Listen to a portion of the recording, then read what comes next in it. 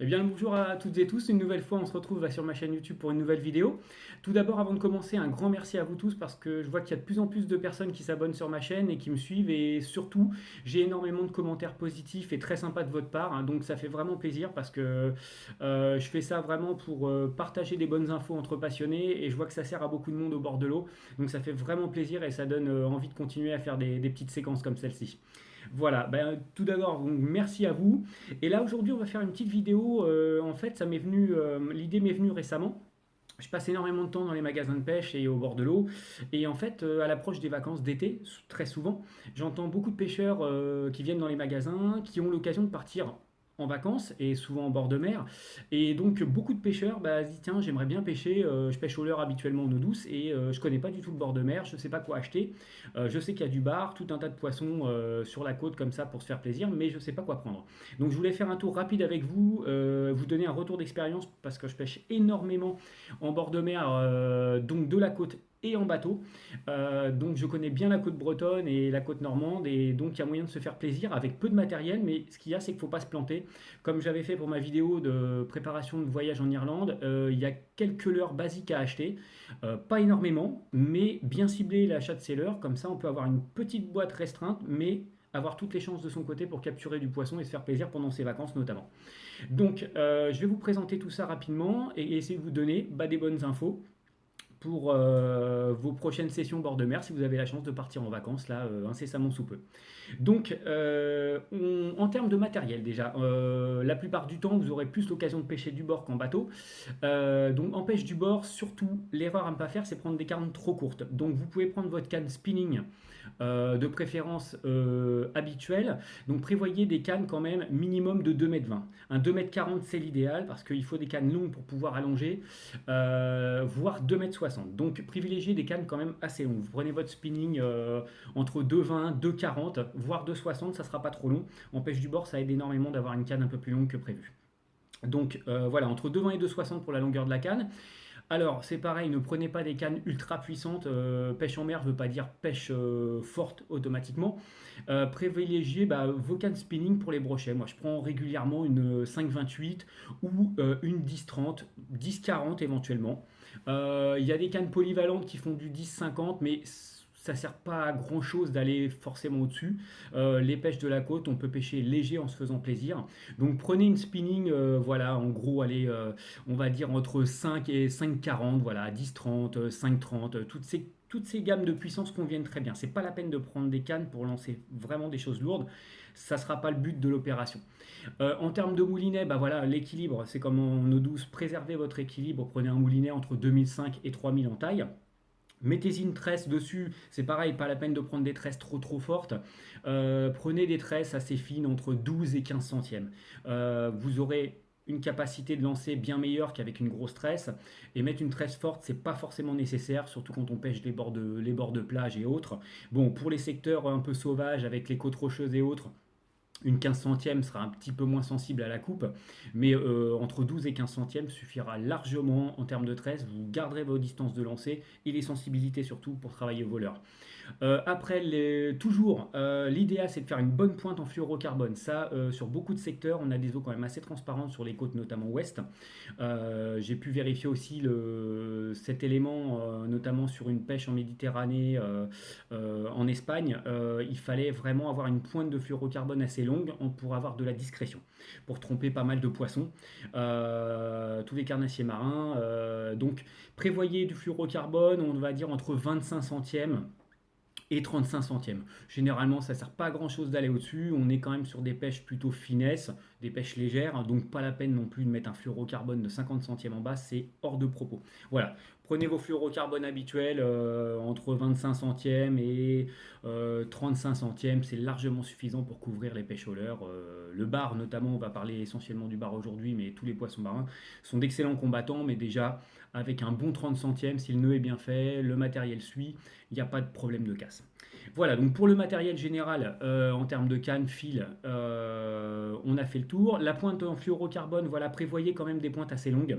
L'idéal, c'est une base qui est assez simple à retenir, c'est 2 fois la longueur de la canne. Donc mettez-vous une bonne pointe de fluorocarbone pour la discrétion. qui fait à peu près 2 fois la longueur de votre canne. Ça vous permet, si vous nouez votre leurre directement, de couper et puis d'avoir de la réserve et de faire une grande pointe de discrétion. Voilà. Alors pour les leurres, pas la peine d'en acheter 50. Ce qu'il faudra, c'est couvrir toutes les situations possibles. Et en fait, il n'y en a pas énormément, mais il faut savoir appréhender voilà, le choix des leurres. Donc il y a une pêche qui règne quand même, et il n'y a pas meilleur au niveau sensation, c'est la pêche en leurre de surface. Alors là, c'est une pêche qui est un régal sans pareil. Ça laisse des images, des attaques fantastiques. Donc pêcher, voilà, dès l'instant où les eaux se réchauffent bien, généralement à partir de avril jusqu'à fin septembre, la pêche au leurre de surface est une pêche qui est très productive et qui donne de super sensations. Donc prenez-vous un ou deux bons leurres de surface. Pour les couleurs, voilà, moi pour le bar, j'aime énormément les couleurs naturelles. Donc tout ce qui est vert, bleuté, le blanc marche très très bien. Surtout ne pas négliger le blanc. Le blanc marche en toute, vraiment en toute saison et avec toutes les luminosités. C'est vraiment un classique. Le blanc est très bon à prendre. Mais sinon, privilégiez voilà, les couleurs naturelles, un peu ghost, surtout s'il y a du soleil. Ça marche très très bien. Donc prenez pas 50 leurres, prenez-vous un blanc, c'est une couleur à surtout avoir toujours, et puis éventuellement un coloris sardine. Donc on va commencer par le tour des leurres de surface. Un leurre moi que j'affectionne énormément, mais alors après il y en a dans très bon dans toutes les marques, c'est le fameux Zetlo. Qui est vraiment un très très bon leurre. Donc moi j'utilise énormément celui-ci. Je l'ai depuis des années et il me rapporte toujours autant de poissons. Voilà, le Z-Claw qui est vraiment un leurre redoutable, donc distribué par Ultimate Fishing. Vous avez aussi le Bonite chez Ilex qui est très très ancien mais qui marche toujours aussi bien avec une sonorité un petit peu plus aiguë. L'indémodable Asturie, alors voilà, moi je pêche énormément aussi avec l'Asturie de chez Xorus, modèle blanc. Les modèles un petit peu voilà, sardines comme ça, Ghost, où la lumière pénètre bien à travers. Voilà, privilégiez ce genre de coloris. Donc Asturie, Z-Claw, Bonite chez Ilex, tous vos leurres de surface favoris. Il y en a d'excellents dans toutes les marques. Donc un leurre de surface à avoir éventuellement en deux coloris. Ça, c'est vraiment le premier leurre à avoir. Pêche au leurre de surface, c'est vraiment une pêche qui est très amusante et qui rapporte beaucoup de poissons quand les poissons veulent bien monter. En deuxième lieu, pour ratisser un petit peu les bords de parc à huîtres ou quand tes poissons ne veulent pas forcément monter sur du leurre de surface, prenez-vous un bon poisson nageur. Alors, privilégiez les formés filets, surtout si vous êtes sur les côtes bretonnes où il y a un peu de lançon et autres. Les formés filets marchent toujours bien sur le bar. Donc moi, j'utilise énormément le Vision 110 de chez Megabass. Donc là, c'est le modèle junior, voilà, avec toujours des coloris un petit peu translucides, naturels, voilà, très brillants, qui fait vraiment du poisson fourrage. Encore un Vision, là ce coup-ci c'est le Vision 110 classique, voilà, coloris brillant, un petit peu, voilà, toujours des formes un petit peu allongées comme celle-ci. Ça, c'est vraiment des leurres qui marcheront très très bien sur le bar. Donc un leurre à bavette, toujours un bon poisson nageur. Le Salt Pro de chez Daiwa marche très très bien aussi, Salt Pro Minnow là. C'est vraiment aussi un... Voilà, tout ce qui est forme minnow, assez allongé, un leurre à bavette pour peigner les plages, les abords de rochers, toujours un bon leurre à bavette en plus d'un leurre de surface à avoir. Pareil, prenez-vous un coloris blanc ou naturel, ça marche toujours très très bien. Évidemment, on aura besoin de leurre souple. Alors, pas la peine d'en avoir 50. Pour le bar, il y a deux catégories de leurre souple qui marchent vraiment très bien. Où vous aurez les leurres finesse, donc pour les pêches à la volée. Si vous avez un petit peu d'eau devant vous, c'est des leurres à lancer et à animer de façon très très sèche, donc comme des poissons qui fuient. Donc là, vous aurez besoin de leur finesse, type slug, voilà, leur finesse en tout genre. Je vais vous en montrer quelques-uns. Donc moi, j'adore, hein, vraiment, c'est le finesse fish de chez Lunker City. Ça, je l'avais déjà présenté pour le drop shot.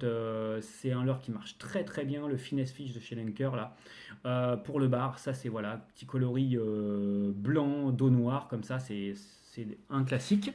Vous aurez également le Hasdong de chez Megabass qui me rapporte énormément de poissons pour les pêches un petit peu entre les blocs d'algues.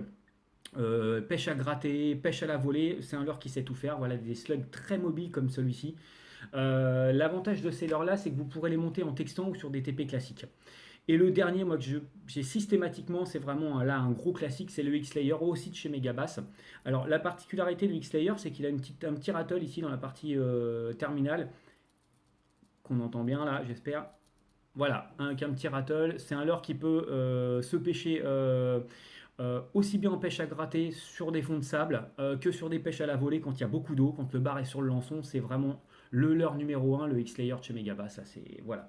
Donc des formes slug pour des pêches rapides à la volée ou des pêches à gratter un peu chirurgicales. Si vous savez qu'il y a des postes où il y a des crabes et autres, les gros bars aiment bien décoller des crabes, insistez avec ce genre de leurre là, des leurres finesse à gratter sur le fond. Et en deuxième catégorie, bien évidemment, il faudra prendre des shad. Le shad marche toujours bien. Pour les tailles de shad, prévoyez entre 4 et 5 pouces, c'est pas la peine de pêcher non plus trop petit ou trop gros.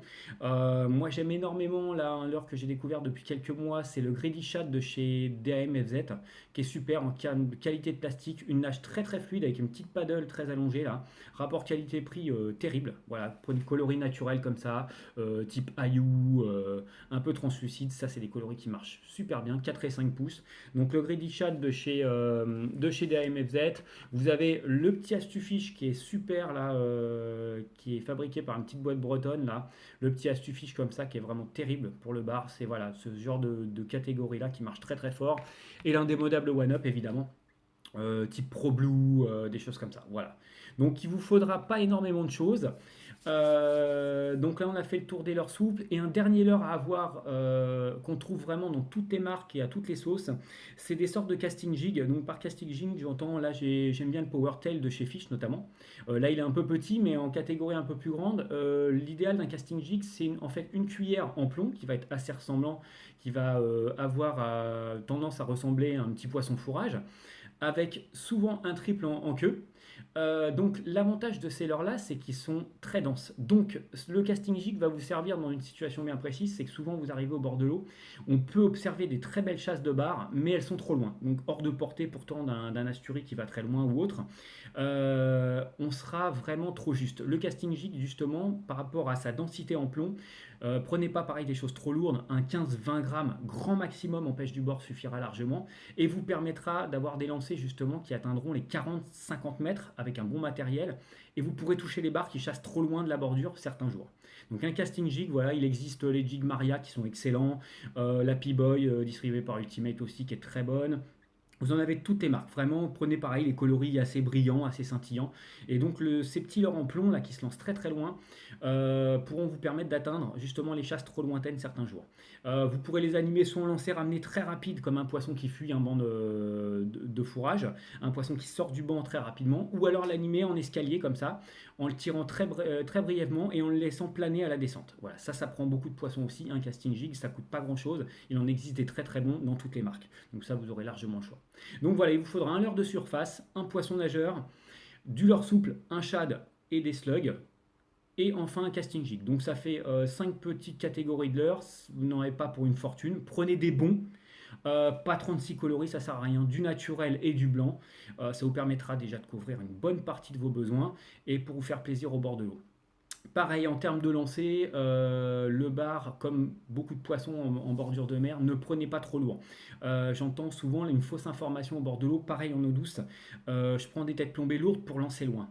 Le problème, c'est une erreur, c'est pêcher lourd fait que souvent ça dénature votre nage de leurre, ça descend pas naturellement et le bar est comme pour beaucoup d'autres poissons, un poisson qui observe beaucoup, il faut que ça ait des nages naturelles. Donc souvent au du bord, moi je pêche en 3,5 grammes, 5 grammes, 7 grammes, rarement 10 grammes. Mais même s'il y a de l'eau, voilà, faut que votre leurre travaille naturellement et une descente souple, pas trop rapide. Il vaut mieux lancer moins loin et bien travailler votre leurre avec une tête qui fasse bien chalouper votre leurre, qui nage naturellement. Ça prendra beaucoup plus de poissons que de mettre une tête plombée très lourde pour lancer loin. Souvent, il n'y a pas besoin d'aller chercher trop loin. Les poissons sont dans les 20 premiers mètres. Donc surtout adaptez bien vos têtes plombées, pas la peine de pêcher trop lourd. Il faut pêcher naturel. Voilà, généralement on dit il y a le terme classique 1 mètre d'eau, 1 gramme. Voilà, il m'arrive souvent même de pêcher dans 4 à 5 mètres d'eau avec des leurres qui font des têtes plombées qui sont à peine de 5 à 7 grammes. On a l'impression que c'est pas suffisant, mais au contraire, ça nage très bien. Votre leurre est très libre dans l'eau et ça attrape beaucoup plus de poissons. Voilà, c'était une dernière info que je voulais vous communiquer. Pas la peine de faire l'erreur de pêcher lourd pour lancer loin. C'est pas productif du tout. Voilà, bah, j'espère que mon tour de ces leurres-là vous aura permis de faire une petite boîte sans vous ruiner et surtout pas avoir trop de choix parce que c'est pareil quand on a trop de choix on pêche pas souvent trop juste. Donc voilà, c'est vraiment des leurres qui vous permettront de prendre du bar. Moi je prends beaucoup de poissons avec ces leurres là. Donc voilà, le fait d'avoir ces 5 catégories-là vous permettront de couvrir tous vos besoins et de vous faire plaisir voilà, sur du macro, sur du bar, tout ce qui est poisson chasseur en bord de mer lors de vos vacances ou pour un petit séjour sur un week-end. Voilà. J'espère que ça vous aura aiguillé. Je vais mettre pas mal de photos sur des leurres qui me permettent de prendre pas mal de poissons en fin de vidéo avec les noms des modèles et des marques. Pareil en commentaire si vous avez des renseignements complémentaires sur certains leurres que je vous ai présentés. Faites-moi vos demandes et je vous répondrai le plus rapidement possible. Et j'espère que ça vous a aidé en tout cas à faire un petit choix restreint pour vos sessions au bord de mer si vous n'avez jamais pratiqué. Et, en tout cas, je vous souhaite de bien vous éclater au bord de l'eau. Et puis moi, je vous retrouve bientôt sur une autre vidéo où je vous présenterai d'autres petites choses assez intéressantes, j'espère. En tout cas, merci de m'avoir suivi et je vous dis à très bientôt et amusez-vous bien au bord de l'eau.